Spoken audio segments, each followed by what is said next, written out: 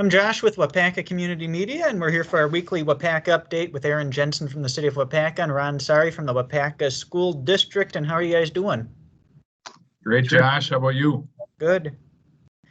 We were talking before the interview, Ron.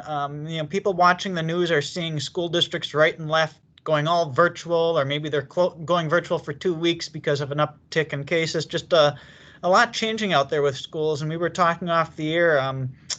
You're still in that situation where there are less than 5 people in the whole school district who are positive. That's a really good place to be. And the reason you're there, the reason you're still doing the AB schedule, the reason that there's still in-person learning going on is all the safety measures you have in place. And remind us, what are some of the things going on that really stick out that are working well for the Waupaca School District? Well, I think part of it, Josh, is the AB schedule that we're in with our 7th through 12th graders. As much as I really want them to be in person 5 days or 4 days a week, reducing the number of contacts through this schedule, I think, is really helping us keep these numbers down. You know, the other thing, we proactively added another nurse. So we have 3 nurses. And I know from the county standpoint with the fact that the uptick in cases and them not able to continue with all of the contact tracing, and those individuals who have tested positive have to do the calls themselves. Having 3 nurses in our district really helps us to perform that contact tracing that otherwise wouldn't happen. So I think that's helping keeping us safe as well. Another would be the sibling exclusion. You know, we're following through the CDC. If one sibling has to quarantine because they were a close contact or something like that, the other siblings and actually everybody in the household stays home. I think that's helping us too. And before the interview, I want to go back to the contact tracing and the 3 nurses that you have to help with those efforts. You were saying before the interview that you guys have documented seating charts for everything, that it makes it so easy if you have a student that's positive to look class by class or at their lunch hour to find out who sits by them. I mean, just the depth of the efforts you've put in with your safety measures, just little things like that. Yeah, good point. You know, the other thing, for every building in every classroom, you know how many students are in that room, what the square footage of the room is, and how far apart all of the kids are in the room. We know that when we go to, with our 7th through 12th graders, when we move to in-person learning for 4 days a week, we won't be able to keep the distance that we need to keep, the 6-foot distance. In a great majority of all of our classrooms right now, we have that distance. But when we bring everybody back in, even though we'd be missing a percentage that are still remote learners 5 days a week, we won't be able to keep the distance. So that really helps us too, knowing who's in each classroom, where they're sitting in the lunchroom. Even though they're 6 feet apart, we know where they're sitting because we keep a seating chart for that as well. And then, you know, really, to congratulate anybody, it's to congratulate the students, the staff, and the parents and our families for following with high levels of fidelity those 3 W's, the sanitation of keeping the mask on, washing hands, and watching your distance. So those are pretty important things. And a lot of people may not realize we invested in fogging systems. I think a lot of places have, but we do that at least once a day. We fog all of our rooms, all of our spaces get that treatment. So if there was anything, it's eliminated, it's killed any kind of pathogen. And we mentioned this before, Josh, but those needlepoint ionizers for our HVAC system have been not only ordered and purchased, but they've arrived, and as of this week, as I speak, they are being installed. And so that's going to give us another tremendous advantage in regards to purifying the air. So any pathogen, whether it's a virus, a bacteria, or an allergen, will be eliminated from our air through our HVAC system. So all great things our school are doing, and the result this season, you're still in that category, less than 5 positives in the whole district, which is a really good accomplishment. And when we say the whole district, what we're talking about, Josh, is that cohort of staff and students, which includes 2,448 individuals. And so we have less than 5, and I can tell you it's a lot less than, when we say less than 5, we're not supposed to talk about which number, but it is a very, very, very, very low number. Speaking of uptick in cases, Aaron, you want to just kind of remind the community, hey, let's work together. It's a community effort. Be careful and help keep these numbers down. I do. Yeah. First, I want to say, we talked about how people bring their own luck, and I think your team has brought your own luck to this point, Ron. I know you guys have been preparing a ton, and that is an incredible number, under 5 and over 2,000 people. So congrats on the success so far, and certainly it's not all by chance. And I did want to talk a little bit about that uptick, Josh. We do have the pleasure to meet with Jed Wolt weekly. This week it was twice this week, and just around our area. If I know a lot of people probably know already, but it's been really getting pretty hot around not only Waupaca County but the surrounding counties.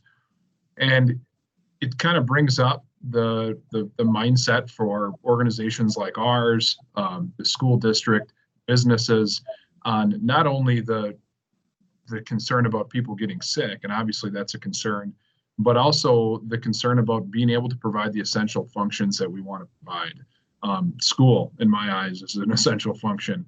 We have elections coming up. That's an essential function. We've got wastewater treatment. Those guys can't go down. We have police officers.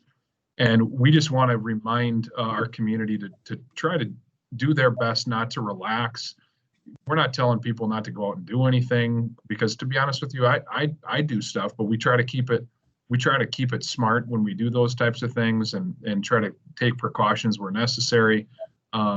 So we just ask that everyone does the same, because if our clerk and deputy clerk goes down, then we got to rely on the county for an election. And if that happens, and it could happen in Waupaca or Clintonville or wherever, we're all in this together. And I just want to remind everyone to hopefully treat it that way. The other thing I wanted to touch on, without you kind of provoking it here, Josh, I hope you're all right with me just rolling with some things.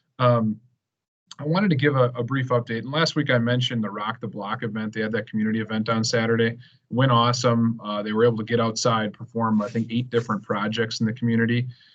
But I want to touch back on all the work they did this summer. Let's see here. I have an update from them that I received late last week. And they performed 39 total projects in Waupaca. 32 of those were residential projects over the course of the summer. That was all done during a pandemic in which they couldn't rely on volunteers. They did it themselves. This effort was brought in by community members, and that is the most projects they've completed in a community to date. So that is awesome, that we can say that Waupaca was positively impacted in that way, and 32 residential homes were improved, and then 39 in total. So I think that's fantastic. I just wanted to share that. So. That's great news. And some other good news we've talked about previously, and now you have some more details. The USDA is providing free school meals through the end of this year, and there's 2 ways that that's going to work. The students that are physically coming to school, either 4 days a week or on the AB schedule, will have meals sent home with them. And then there's a separate option for those students that are 100% remote learners. Yeah, exactly, Josh. Those remote learners are going to have the opportunity to pick up meals, and so they're learning remotely 5 days a week. We're going to ask them to go on our website, and I think this will be up and running by the end of this week, and to register so that we know who they are, and when they come to pick them up, we'll have those meals prepared and ready for them. So yeah, it's pretty exciting, and the meals will be picked up either at the WLC, the Learning Center, on Wednesdays between 10:30 and noon, or they can go to the high school on Wednesdays between 4:30 and 6. And this will start on Wednesday, October 14th. And we want the registration to happen as soon as possible. So between, let's say now, knowing that by Friday of this week here, so October 2nd, we should have it up and running on the website. And to get registered by Wednesday of next week, I believe that's the 7th of October. And that'll give our food service program time to get the meals ordered and delivered and prepared for this to take place beginning Wednesday, October 14th. Very good. Another project people may be noticing downtown Waupaca is a mural on the old True Value building. Yeah, so that's it's an exciting project. It's a large mural on the side of what is now the Antiques on Main building, and it's gorgeous. It's an effort that has been brought to downtown Waupaca by a group of people that are in the arts community, the building owner of that building, some city representation, and I can't give that group enough credit for what they're doing. I mean, it's a cool thing to watch. I mean, not only to watch the mural go up, Josh, but to be involved in some email strings where people are bringing lunches and food to these, and just it's just a truly community feel to make this effort happen. And if you can't tell already, if you've driven by it, it's that chain to main theme. So it's really a rendering and an illustration of our community, and from the Chain of Lakes area to Main Street, and it's just gorgeous. It's Leif Erickson is the artist that's doing it. He's done some work in the Appleton area. I was just in a meeting in Appleton on Friday, and it was in the old Paper Valley Hotel there, and there was a giant rendering of a similar type of illustration of Appleton that Leif had done. So it was kind of cool to see that, but we're excited. There's this momentum going with this art, and we've had great momentum from our arts and culture group for the last several years. But it's just continuing. They're continuing to get work done and continuing to make Waupaca an awesome place to be. So I just wanted to give them a lot of credit for that. Which building is that? It's right on the corner of Main Street and Union Street. It's come on downtown, Ron. Well, you can't miss it. So, I'm gonna go look for that. All right. I was in New London earlier this summer and saw a handful of murals on their different buildings downtown just like this, and it really brightened up and made the downtown look nice. And it's kind of cool to see some of this artwork starting to pop up in our downtown. It just gives it a fresh look, makes it more bright. And as we head into the Main Street project next year, having some of those amenities like that to make downtown even look even better, it's good to see it happening. And with Main Street coming up, there are some dates coming up. You're going to be working through the bid process soon. We're going to start learning some of the definite costs of the project. Yeah, well, I think you bring up a good point first, is that I think some of these murals, and they're done very professionally. They look very good. It could be a reason that people come downtown every year, but specifically in a year where Main Street's torn up for a little bit. So I think that's a positive. So right now, I just wanted to give a little update on what's happening this fall with Main Street. We're still scheduled to start next spring, 2021.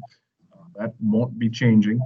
And right now we have October 6th is the next big date. October 6th is when the contractors will be able to see the bids, and then they'll have approximately a month to put their bid packages together. And then November 10th, we'll be able to see the results of those bids.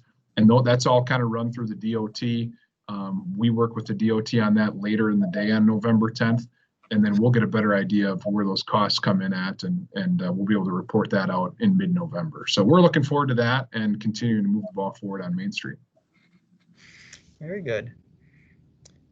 And one last thing, I'll let you do a reverse interview, Aaron. Yeah, absolutely. So I know we have a recycling event coming up, Josh, and that recycling event is specifically for electronics on Friday, October 9th. I believe it's at Swan Park. Can you give a little more detail on that? Yep, so electronics recycling, it was supposed to happen in April, and due to the shutdown, we postponed it. So it's taking place next week, Friday the 9th, 10:30 till 1 at Swan Park. And this will be our second year at Swan Park. The venue worked out really well. We find that the Friday kind of over the lunchtime hour works really good for people to drop stuff off. And most of the electronics you have will be accepted here. Most at no cost, but televisions, monitors, large copy machines, and appliances do have a fee attached with them, and all those fees are listed at cityofwaupaca.org. And as far as COVID safety goes, we're asking the people that come to the event to do a couple things for us. We want to be as contactless as possible, so put all your items in your trunk, trailer, truck bed, and have that open and ready to go when you pull up to the recycling area so that we can just pull everything out. And we're also asking everyone who attends to stay in their vehicle the whole time. Don't get out and help unload. Just let the staff and volunteers there take care of everything so we don't have extra people out and about when the event goes on. But it's next Friday, 10:30 to 1, and the full details on the city website, cityofwaupaca.org. Awesome. Well done. Well, guys, it was good talking again this week, getting up to date. It's great to hear the success of the school district, and the numbers are still low, and all the preparation you did all summer is paying off so far, and Main Street moving along pretty soon here. So a lot of positive things still going on here in Waupaca, despite the pandemic. Yeah. Thanks for having us on again, Josh. We'll talk again next week. Thanks. Have a good one. Did you guys